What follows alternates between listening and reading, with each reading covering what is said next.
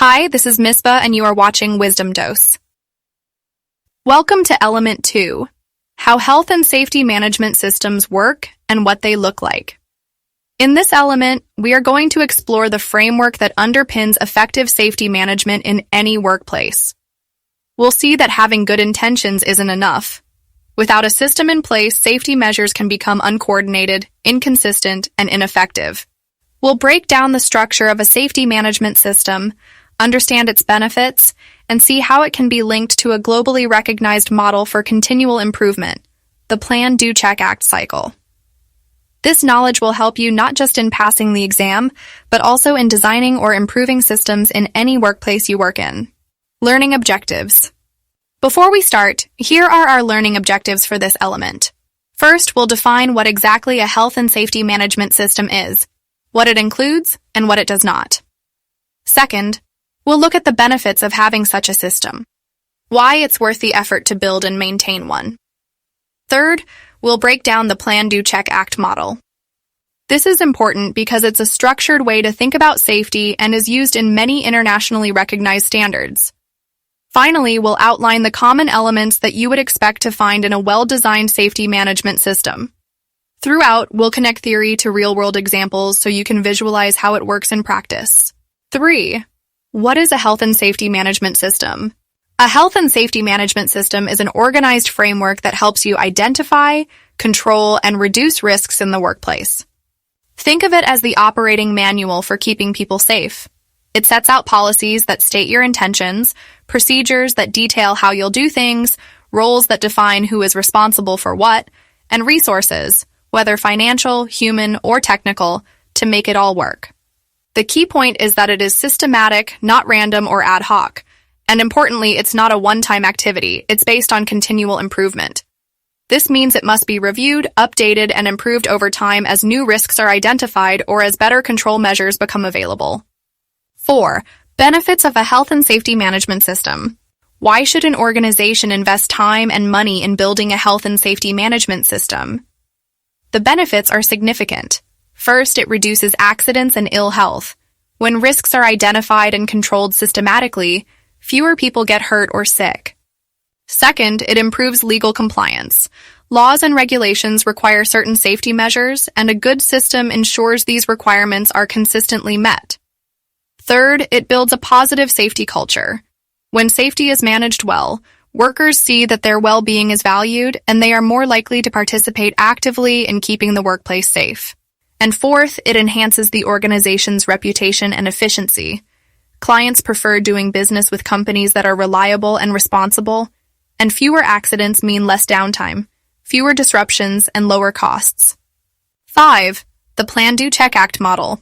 The Plan, Do, Check, Act cycle, often abbreviated to PDCA, is a tried and tested model for managing and improving any process, and it works extremely well for safety. The first stage is Plan.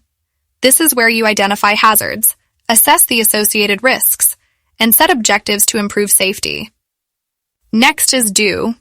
Here, you implement the controls you planned, provide training to staff, and make sure communication is clear so everyone understands their role.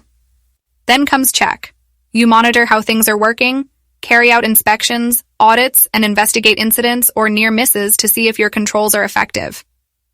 Finally, Act. Based on what you've found, you review your system, make improvements, and update your policies. Then the cycle starts again. This keeps the system dynamic and responsive rather than static and outdated. 6. Common elements in a safety management system.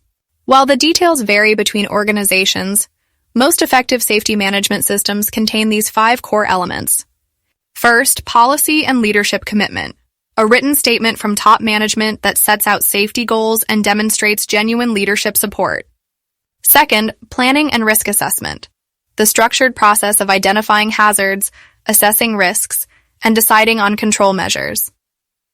Third, implementation and operation. Putting plans into action, ensuring resources, training, and procedures are in place. Fourth, monitoring and measurement, using inspections, audits, and data collection to see how well the system is working. And finally, review and continual improvement.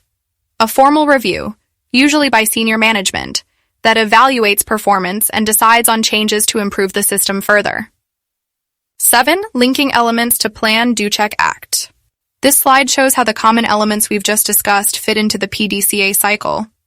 The plan stage includes your policy, planning activities, and risk assessments. The do stage includes implementation, training, and communication. In other words, putting plans into practice and ensuring everyone knows what to do. The check stage is all about monitoring and auditing your systems, as well as investigating any incidents or near misses. Finally, the act stage involves management reviewing the performance data and taking improvement actions. Thinking in terms of PDCA makes it easier to organize your safety activities and ensure no part of the system is neglected. 8. Summary and exam tip. In summary, a health and safety management system is an organized, ongoing process for managing risks. Its benefits are clear: improved safety, legal compliance, and a stronger safety culture. Using the Plan, Do, Check, Act model gives your system a clear structure and helps maintain continual improvement. For your exam, remember to give practical examples linked to each stage of PDCA. For example, for Plan, you could mention risk assessment; for Do, staff training; for Check, a safety inspection; and for Act, updating procedures based on audit findings. That brings us to the end of Element-2. In the next element, we'll focus on managing risk by understanding how people and processes interact. We'll look at human factors, risk assessment techniques, and how safe systems of work are developed and applied.